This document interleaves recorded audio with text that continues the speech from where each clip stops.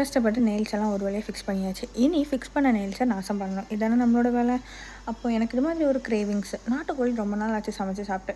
Normal கோழி okay, நம்ம ஏதாவது ஒன்று பண்ணி சாப்பிட்லாம். நாட்டுக்கோழி ஏதோ டிஃப்ரெண்ட்டாக பண்ணுவாங்களே, டிஃப்ரெண்ட் ப்ரொசீஜர் ஆச்சு அப்படின்ட்டு நானும் ஓகே டிஃப்ரெண்ட்டாக பண்ணலான்னு ஃப்ரிட்ஜில் பேலன்ஸ் இருந்த எல்லா காய்கறியும் எடுத்து போட்டு குக்கரில் போட்டு விசில் வச்சு எடுத்துடலாம். அவ்வளோதான், சிம்பிள் நாட்டுக்கோழி அப்படி தான் நான் நினச்சிருந்தேன். பட் அதை ஸ்டார்ட் பண்ணும்போது தான் இவ்வளோ பெரிய ப்ராசஸாக அப்படின்ட்டு இருந்துச்சு. பட் அந்த ப்ராசஸ்க்கு நான் போகலை. என்னோட நேர் வழிக்கு தான் நான் போயிட்டு எனக்கு தெரிஞ்ச மாதிரி தான் நான் சமைப்பேன்னு குக்கரில் வச்சுட்டேன். அதுக்கப்புறமா நான் ஒரு கண்டிஷ்னர் வாங்கியிருக்கேன், ஹெர்பல் எசன்ஸோட கண்டிஷ்னர்.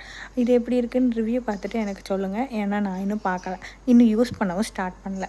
அதுக்கப்புறமா ஃபேஸ் வாஷ்லாம் நம்ம டெய்லி நம்மளோட ஃபேஸ் கிளென்சிங் ரொம்ப முக்கியம், அதுவும் பண்ணியாச்சு. இது எப்போவுமே எது நடக்குதோ இல்லையோ அந்த ஃபேஸ் கிளென்சிங் கண்டிப்பாக நடக்கும். அப்புறம் விசில் ஒரு 10-15 விசில் போட்டேங்க. இத்தனை போட்டுமா இன்னும் வேகலை அப்படின்னு கேட்ட மாதிரி அது வேகவும் இல்லை, குழம்பு மாதிரியும் இல்லை, எதுவும் மாதிரி இருந்து ஐயோ தெரியாமல் காசை வேஸ்ட் பண்ணிட்டோமோ அப்படின்னு தோணுச்சு. ஒரு வத்தலில் கட் பண்ண மறந்துட்டேன், ஏதோ ஒரு பதட்டத்தில் அதை கட் பண்ணாமலே போட்டுட்டேன்.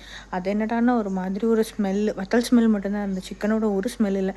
பட் இருந்தாலும் ஓகே, ஃபஸ்ட்டு ட்ரையில் இனிமேல் பார்த்துக்கலாம். ஓகே பாய், நெக்ஸ்ட் வீடியோவில் பார்க்கலாம்.